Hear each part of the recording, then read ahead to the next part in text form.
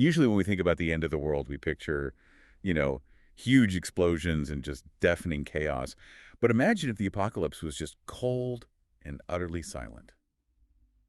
Welcome to today's deep dive, where we're looking at a stunning piece of art that drops the loudest, most destructive monster in cinema history, Godzilla, right into the middle of a frozen, dead Earth. Yeah, we're looking at this crossover illustration with the sci-fi manga Snowball Earth, and it's a really compelling study in visual storytelling because it forces this unstoppable, chaotic force of nature into a complete, quiet void. Okay, let's unpack this.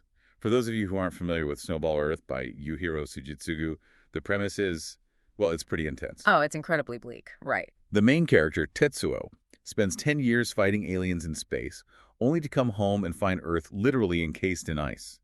His only companion is his giant mecha, Yukio, which possesses a surprisingly protective AI. It's like stepping out to run errands in the stars and returning a decade later to find your entire civilization frozen over. Such a great way to describe it. But to be completely honest, Godzilla crosses over with almost everything these days. I mean, he's teamed up with Marvel heroes, he's fought King Kong. What makes dropping him onto an ice planet so special? What's fascinating here is the sheer thematic collision. The core identity of Snowball Earth is heavy silence and frozen despair. It is a completely isolated world. Yeah, a total wasteland. Exactly. So placing Godzilla there is like dropping a lit match into a vacuum. The tension doesn't come from the noise. It comes from wondering how a completely dead environment is going to instantly react to a sudden, massive burst of heat and radiation. I'm trying to picture that clash, though. Yeah. Usually, giant monster fights rely entirely on crashing buildings, screaming crowds, and explosions. How does an artist even convey that kind of overwhelming power in absolute dead silence?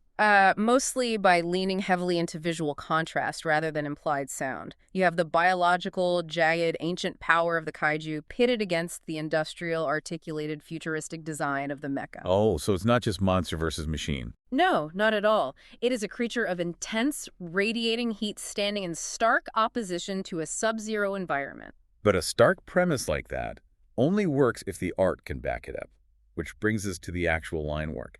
And here's where it gets really interesting.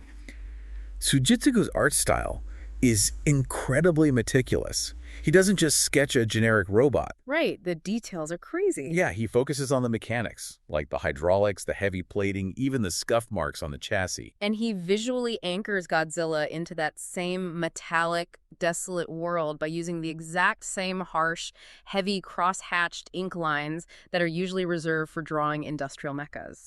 So instead of a smooth, cartoonish lizard, Godzilla looks incredibly dense and grounded. The article actually points out he looks like he was carved out of the Earth's crust and then set on fire. That's a perfect description. You can visually feel the sub-zero temperatures clashing with the radiating heat coming off his dorsal fins. Yeah, and if we connect this to the bigger picture, Tsujitsugu's work borrows heavily from the Showa and Heisei eras of kaiju films. Oh, like the classic practical effects days. Exactly.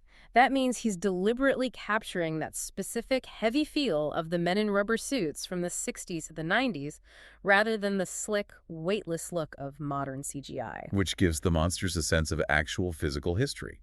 By drawing Godzilla facing off against the manga's central mecha, Yukio, it almost feels like the grandfather of the genre is stepping onto the page to inspect what the new generation has built. Yeah, it demonstrates that the DNA of classic kaiju cinema is still evolving. Sure. Like, it's finding brand new environments to explore that same awe and terror of forces we simply cannot control. So what does this all mean? Why should you care about one single illustration? Well, it's a brilliant execution of legacy and style. Right. If you value the intersection of human emotion, massive scale combat, and the courage it takes to face the unknown, this crossover is basically a signal flare in the dark telling you to read this manga. It definitely is. It proves that even at the frozen end of the world, the legacy of these massive stories still carries incredible weight. Which leaves us with this one lingering question to chew on.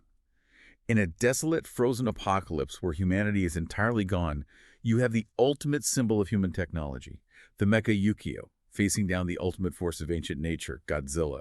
If that frozen silence is finally broken by these two titans, who truly deserves to reclaim the throne of Earth,